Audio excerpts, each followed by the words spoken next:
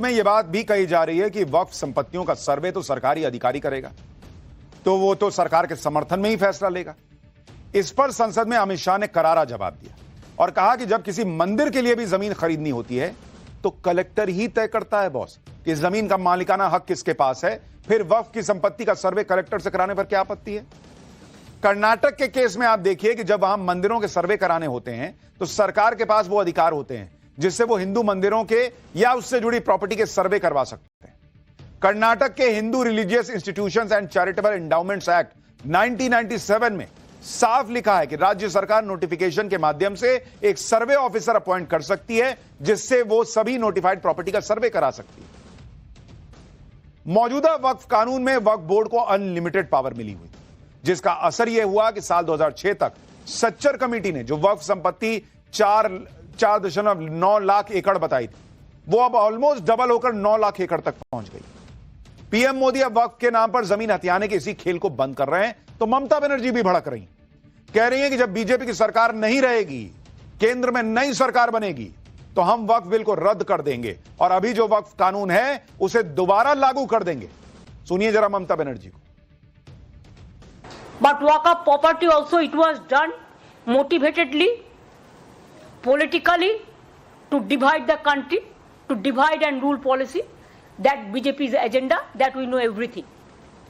But one day they will go away and the other government will come, and that time must remember there will be another amendment and it will be passed in Lok Sabha and Rajya Sabha. यानी ममता बनर्जी ने clear message दे दिया है कि मोदी अगर गए तो वक्फ कानून वापस आएगा। तो उन्होंने क्लियर लाइन खींच दी। इस देश में जिन लोगों को वक्फ कानून नहीं चाहिए, वक्फ कानून की मनमानी नहीं चाहिए, जिनको जहां उंगली रख दिया वो वक्फ का हो गया, ये हिसाब किताब नहीं चाहिए, उन्हें तो मोदी को ही चुनना पड़ेगा फिर, क्योंकि इनको चुनेंगे तो ये वापस लाएंगी, कह रही है। इन्होंने लाइन बना दी भाई। ममता बनर्जी को भी पता है कि वक्फ बिल को कानून बनने से रोकना अब विपक्ष के बूते की बात नहीं। तभी वो कह रही है कि जब नई सरकार आएगी तब देखेंगे। अब राहुल गांधी के विचार भी जान लीजिए, जिन्होंने लोकसभा में बहस के दौरान वक्फ बिल पर कोई भाषण तो नहीं दिया, लेकिन एक ट्वीट करके वक्फ बिल का विरोध किया। ट्वीट में राहुल गांधी ने लिखा है कि वक्फ बिल मुसलमानों को हाशिए पर डालने और उनके व्यक्तिगत कानूनों और संपत्ति के अधिकारों को हड़पने का हथियार बनाया जा रहा है। राहुल गांधी के मुताबिक संघ, बीजेपी और उनके सहयोगियों ने मुसलमानों को निशाना बनाकर संविधान पर हमला किया है और भविष्य में अन्य समुदायों को निशाना बनाया जाएगा। अपने ट्वीट में वक्फ बिल को लेकर बेहद गंभीर लग रहे राहुल गांधी असल में कितने सीरियस हैं, अब आपको यह भी दिखाता हूं। राहुल गांधी ने वक्फ बिल की बहस में तो भाग नहीं लिया, लेकिन जब वोटिंग का टाइम आया तब वो देर रात संसद भवन पहुंचे। मतलब पूरे टाइम इस बहस में थे भी नहीं, नेता प्रतिपक्ष हैं भाई। राहुल गांधी जैसे ही गाड़ी से उतरे उन्हें देखकर लोग हैरान रह गए। Rahul Gandhi white T shirt, black रंग का पजामा टाइप कुछ पहने हुए थे और चप्पल पहनकर संसद पहुंच गए थे, जिसका वीडियो देखते ही सोशल मीडिया पर कई लोग भड़क गए। सोशल मीडिया पर लोगों ने उनकी जमकर क्लास लगाई। किसी ने कहा कि विपक्ष के नेता की बात तो भूल जाइए, राहुल गांधी सांसद होने का भी जिम्मेदारी भी नहीं निभा रहे। किसी ने कहा कि राहुल गांधी सोकर उठे, चप्पल पहनी और संसद पहुंच गए लग रहा है। राहुल गांधी को संसद की गरिमा का जरा भी ख्याल नहीं है, पब्लिक ने यह भी लिखा। लेकिन चप्पल पहने, पजामा पहने, टी शर्ट पहने, कुछ भी पहने, सवाल तो यह है कि नेता प्रतिपक्ष हैं बॉस।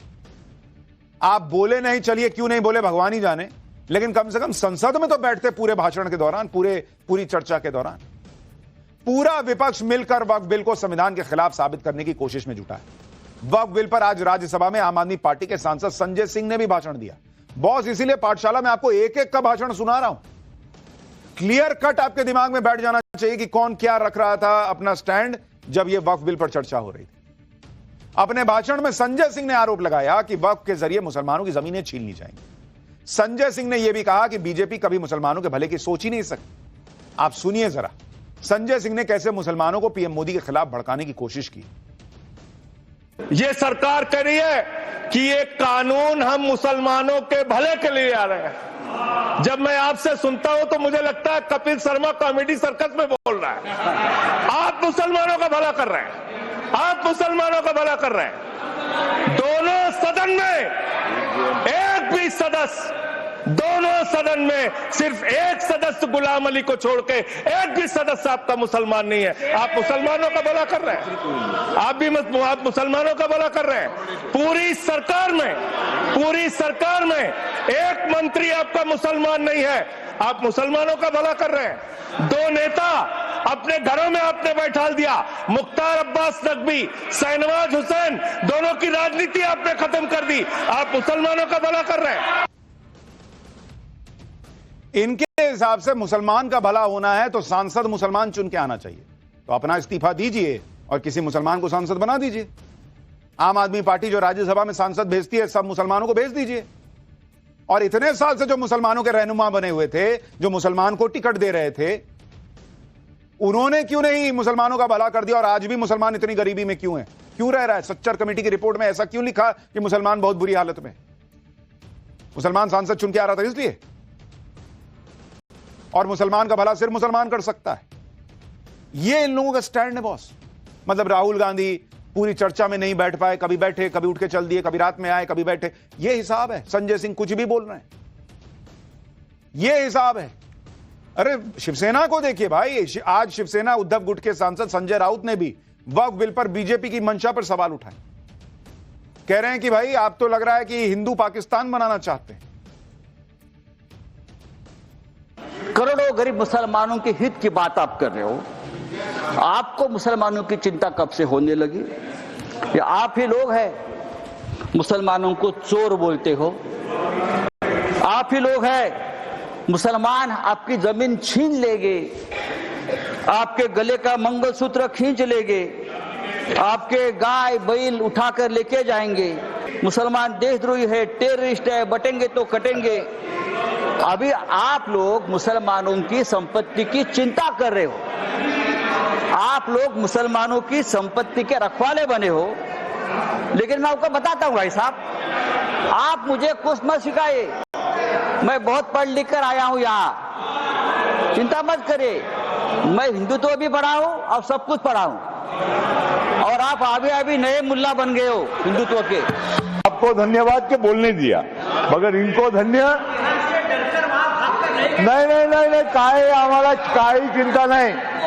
वो आपको जो बोलना है बोलो, सच्चाई देखो। अभी क्यों ऐसा कर रहे हो?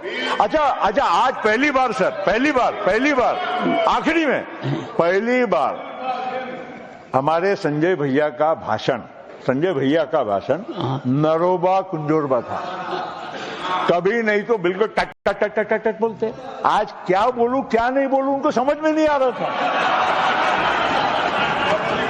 क्या बोलूं नहीं बोलूं, देखो अभी भी एकदम ऐसे ही कर रहे हैं।